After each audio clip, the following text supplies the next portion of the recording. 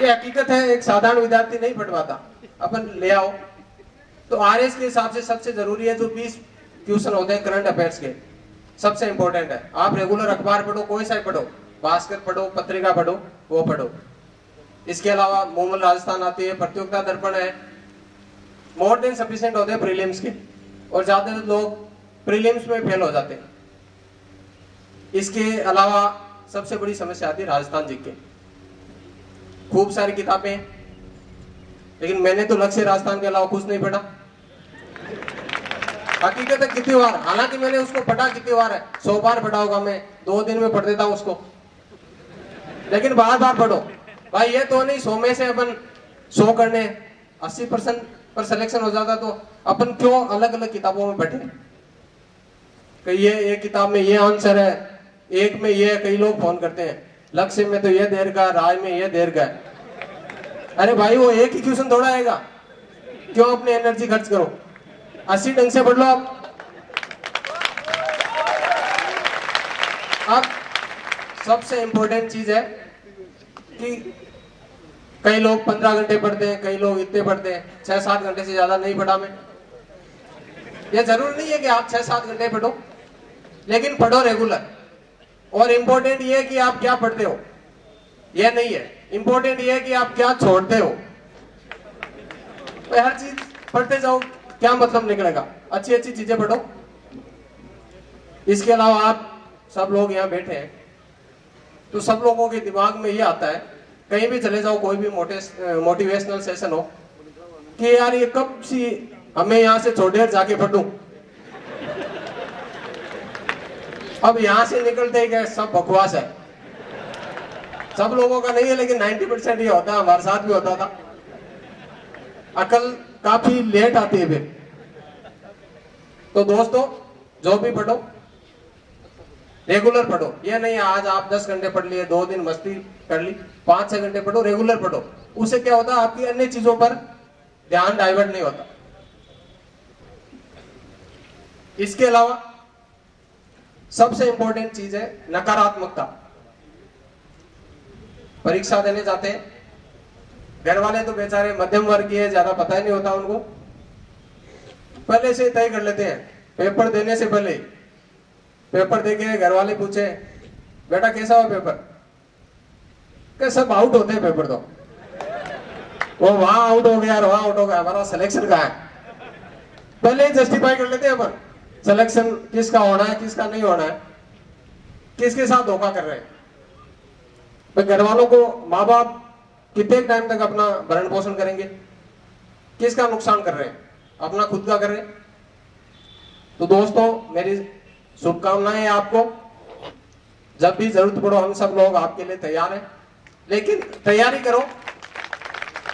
तो यह नहीं है कि आप स्टार्ट कर दी तो प्रीलिम्स मेंस इंटरव्यू सब एक साथ ही होती है, लेकिन प्रीलिम्स के लिए जो, जैसे आप पहले मेंस के लिए लिखना स्टार्ट कर दो और कल को रिजल्ट आए आप प्री में 10 नंबर कम रहेंगे, कितने कम हो, लेकिन प्रीलिम्स में जैसे मेरे हिसाब से आप लक्ष्य राजस्थान पढ़ लो, प्रतियोगिता दर्पण पढ़ लो, मूमल पढ़ लो। और अगर आपकी मैथ रीजनिंग कमजोर है तो इससे घबराओ मत। मैं शुरू से आर्ट्स का स्टूडेंट रहा हूं, मुझे 2012 में पूरी उम्मीद थी कि मैं भी टॉप 10-20 में आऊंगा, नहीं आ पाया। 2013 में सिलेबस चेंज हो गया, मैथ और साइंस मेरी कभी रही नहीं थी, फिर भी मैंने हिम्मत नहीं हारी। और दोस्तों मेरे चारों पेपरों में हाईएस्ट उसी पेपर में है, मैथ और साइंस वाले में 122 आर्ट्स पृष्ठभूमि से होते हुए। तो डरने की जरूरत नहीं है, हौसला रखो। जय हिंद, जय भारत।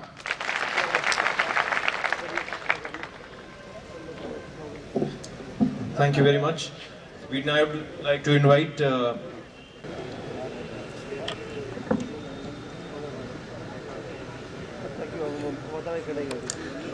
असीम सौंदर्य और पवित्रता की प्रतीक इस गुलाबी नगरी को नमन करती हूँ। राजस्थान विश्वविद्यालय की दैदीप्यमान प्रतिष्ठा और उसमें आप सबकी शिक्षा के प्रति निष्ठा को नमन करती हूँ। वह वटवृक्ष जिसकी छांव में यह विश्वविद्यालय परिवार फल फूल रहा है, ऐसे कृतज्ञता अभिभूत और जीवन सौंदर्य के पारखी माननीय कुलपति महोदय को नमन करती हूँ।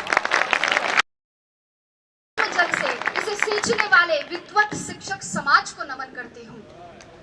राजस्थान विश्वविद्यालय की वैभवशाली परंपरा और गौरवशाली इतिहास और उसमें जन्मी आप सबकी सुनहरे भविष्य की उत्साहित और अनुशासित प्यास को नमन करते हुए नमन करती हूँ उस परम पिता परमेश्वर को जो मुझ में वक्ता बनकर बोल रहा है, आप में श्रोता बनकर सुन रहा है और इस पंडाल के कण कण में विद्यमान होकर इस परम अनुष्ठान को साकार। मंचस्थ विद्वत समाज और देश के छलनी हुए जिगर को मरहम लगाने की एकमात्र आशा स्थल प्यारे साथियों, मुझे बहुत प्रसन्नता है कि मुझे आज ऐसे लोगों के बीच व्याख्यान का अवसर मिला है जो उस मोड़ पर खड़े हैं जहां से उन्हें जीवन संग्राम में कूदना है।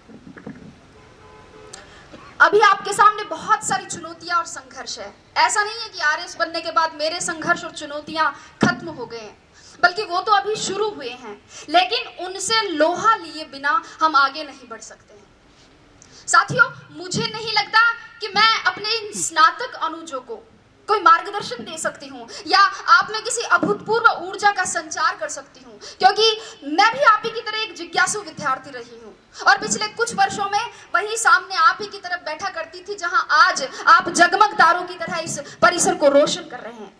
किंतु मैं इतना जरूर कह सकती हूँ कि यहाँ सिखाए जाने वाले उस श्रम, उस धैर्य, उस मार्गदर्शन, उस शैक्षिक वातावरण, शिक्षकों की विद्वता और अनुशासन के आवरण को यदि जीवन में उतार लिया जाए तो असंभव कुछ भी नहीं है। जैसा कि एक साथी ने कहा था, वैसे ही मेरे साथ में भी यही घटना है। मुझे भी प्रशासन में आने से पहले ये पता नहीं था कि आरएस क्या होता है, वो क्या करता है। स्कूल में साथी लड़कियों ने कह दिया कि हम आरएस बनेंगी, तो मैंने भी 9th क्लास का रिजल्ट आते ही अपने बाल मन में पूरे घर में ये सार्वजनिक उद्घोषणा कर दी कि मैं आरएस बनूंगी। चूंकि पिताजी शिक्षा अधिकारी रहे हैं, इसलिए धीरे धीरे ये पता चला कि हाँ, कोई आरएस होता तो कोई बड़ा अफसर है। किसी ने ताना मार दिया तो आरएस बनना एक चैलेंज के रूप में ले लिया। हम लोग पतंग उड़ाते थे और पड़ोस में एक अगरबत्ती का कारखाना था, वहां बच्चे छत पर अगरबत्तियां बनाते थे। मैं और मेरी बहन वहां गए और वहां जाकर मालिक को कहा कि इनसे काम क्यों करवाते हो, इनको पतंग उड़ाने दो ना। तो अंकल बोले कि तू कौन सी कलेक्टर लग रही है यहाँ पे। मैंने सोचा कलेक्टर कौन सी तोप होता है, और अगर ये कोई तोप होता है तो एक गोला तो मैं भी दागूंगी। धीरे धीरे परिवेश बढ़ा, लोगों से जुड़ाव बढ़ा, एक आरएस अधिकारी के अधिकार, दायित्व और दायरे को समझा और फिर खुद के अंदर झांका तो देखा और पाया कि हाँ, मैं किसी काम को योजनाबद्ध तरीके से कर सकती हूँ, किसी बात के पक्ष और विपक्ष पर विचार कर सकती हूँ, नेतृत्व क्षमता भी है, अपनी बात दूसरों तक संप्रेषित कर सकती हूँ। मम्मी और चाची का झगड़ा हो जाता तो उन्हें मना भी लेती हूँ, और दादी का आशीर्वाद तो है ही है। मैं आरएस बन सकती हूँ, मैं आरएस बनूंगी। और तब मैंने सोचा कि न गरज किसी से, न वास्ता किसी से, मुझे काम है अपने काम से, तेरी जिक्र से, तेरी फिक्र से, तेरी याद से, तेरे नाम से। और आरएस को ही मैंने अपनी जिक्र और फिक्र बना लिया। और साथियों, यही सम्मिलित कारण और घटनाएं हैं जिनके परिणाम स्वरूप मैं आज यहाँ आपके सामने उपस्थित हूँ। ये सब कहने का मेरा मकसद सिर्फ और सिर्फ इतना ही है कि आप सब ये तय करें कि आप आरएस आईएएस क्यों बनना चाहते हैं, अपना उद्देश्य निश्चित करें। आपके भी आरएस आईएएस बनने के मेरी तरह अनेक कारण और बहुत सारी प्रेरणाएं हो सकती है, लेकिन अब समय ये है कि समय रहते उनको पहचान। रिजल्ट आने के 5-7 महीने तक मुझसे एक सवाल बार बार पूछा गया, और शायद उसी सवाल का जवाब देने के लिए आज भी यहाँ बुलाया गया है कि आपकी सफलता का रहस्य क्या है, उसका मूल मंत्र क्या है। साथियों, और मेरा जवाब हर बार घुमा फिराकर एक ही होता है, परिश्रम, परिश्रम और परिश्रम। लेकिन ये समयबद्ध, सकारात्मक और लक्ष्योन्मुखी होना चाहिए। टॉपर कोई भी हो सकता है, आवश्यकता सिर्फ लगन, मेहनत और धैर्य की है। थोड़ा संक्षेप में बात करते हुए अब मैं आती हूँ परीक्षा के विविध स्तरों पर। जैसा कि आप सभी को पता है, परीक्षा के 3 स्तर है। संक्षेप में ही चर्चा करूंगी। प्रारंभिक स्तर पर, प्रारंभिक परीक्षा के लिए एक एक बिंदु की तैयारी के लिए सटीक और स्पष्ट तैयारी की जरूरत है। और यहाँ नादानी करने का मतलब है अपनी पतंग खुद काटना। वस्तुतः दोस्तों, प्रारंभिक परीक्षा की तैयारी मुख्य परीक्षा के दृष्टिकोण से करनी चाहिए और बिना किसी शॉर्टकट की उम्मीद लगाए करनी चाहिए। जिस व्यक्ति ने कभी हाथी नहीं देखा है, अचानक उसके सामने अगर हाथी आए तो क्या होगा? डर जाएगा। इसलिए आप पिछले वर्षों के, चाहे प्रारंभिक परीक्षा हो चाहे मुख्य परीक्षा हो, पिछले वर्षों के प्रश्न पत्रों का विश्लेषण कर सबसे पहले अपने डर को दूर भगाएं। अक्सर विद्यार्थी इस असमंजस में रहते हैं कि तैयारी कहां से शुरू करें, कैसे शुरू करें। मेरे हिसाब से 9वीं 10वीं की मानक पाठ्य पुस्तकों जैसे एनसीईआरटी बुक्स, इनसे सबसे पहले अपना आधार मजबूत बनाएं और फिर इसके साथ ही किसी एक राष्ट्रीय और राज्य स्तर के समाचार पत्र या और किसी एक मासिक पत्रिका का नियमित अध्ययन करें। जो बिंदु समझ में नहीं आए उन्हें याद करने के लिए नोट्स बना लें और परीक्षा से पूर्व उनका अधिकाधिक रिवीजन करें। ये थी प्रारंभिक परीक्षा। मुख्य परीक्षा की बात करें। मुख्य परीक्षा वास्तव में इस परीक्षा का निर्णायक चरण है, जिसका इस परीक्षा में 88% योगदान है। और यहां ध्यान दीजिएगा, यहां उत्तर की कसावट और उसका सर्वोत्तम प्रस्तुतिकरण ही कामयाबी का मूल मंत्र है। मुख्य परीक्षा से पहले इन प्रश्नों पर विचार करें कि परीक्षा का पाठ्यक्रम किस प्रकार का है, पैटर्न किस तरीके का है, सवाल पूछे जाने का ट्रेंड क्या रहा है, मानक पाठ्य सामग्री कहां से और कैसे मिलेगी, उत्तर लेखन के लिए रणनीति और समय प्रबंधन कैसे करना है, पूर्व में सफल रहे अभ्यर्थियों की क्या रणनीति रही है, कितनी मेहनत जरूरी है, कितनी मूवीज और पार्टियों में नहीं जाना है, कितनी गप्पे एग्जाम के बाद के लिए छोड़नी है, व्हाट्सएप को मोबाइल में कब तक अनइंस्टॉल रखना है। इन सभी प्रश्नों के सवाल आप खुद खोजें और अगर नहीं मिले तो आप कुलपति महोदय को धन्यवाद दें कि उन्होंने इसका समाधान करवा दिया। दोस्तों, वास्तव में प्रत्येक अभ्यर्थी, प्रत्येक विद्यार्थी के पढ़ने का तरीका, उसके सोच की गहराई, पारिवारिक परिस्थितियां और समय की उपलब्धता अलग अलग होती है। अगर आप इन सवालों के जवाब खोज लेते हैं तो आपकी आधी समस्या का समाधान हो जाएगा। अब बात करती हूं साक्षात्कार की। जैसे कि पुष्पा जी ने कहा था कि साक्षात्कार आपके ज्ञान का नहीं अपितु आपके व्यक्तित्व का परीक्षण है। साक्षात्कार में सामान्यतः एक अभ्यर्थी की मानसिक सजगता, ध्यान दीजिएगा, मानसिक सजगता, समीक्षात्मक दृष्टिकोण, नेतृत्व, निर्णय क्षमता, रुचि की विविधता, सामाजिक संगठन की योग्यता, बौद्धिक और नैतिक ईमानदारी और इसके अलावा आसपास की घटनाओं में, आसपास की परिवेश में घटित हो रही घटनाओं में अभिरुचि और दृष्टिकोण की गहन जांच होती है।